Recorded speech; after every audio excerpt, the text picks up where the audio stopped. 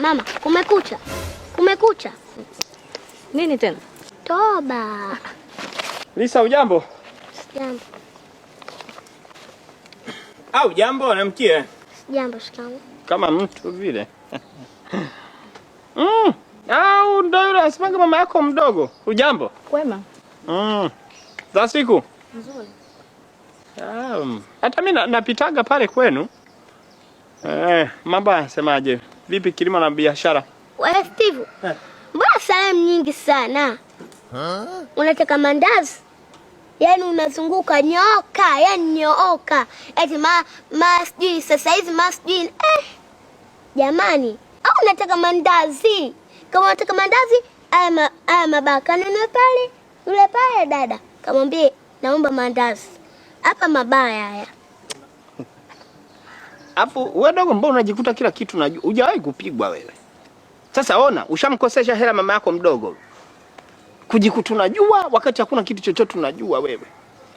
Mabaya haya, mabichi jamani, nenda kanunue pale. Nitakuja siku nikute niko kwenye mudi mbaya. Walai tena Lisa, nitakuweka makofi mimi. Wewe si mjuaji. Nashukuru Lisa. Wewe, hivi una akili kweli? Mteja anataka kununua unamfukuza? Mdogo, yule sio mteja yume. Kama sio mteja ni nani? Karibu.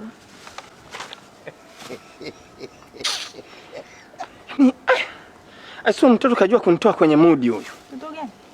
Mtoto kajua kunitoa kwenye mudi. Kale katoto kana dharau, majivuno, majigambo, bado kadogo.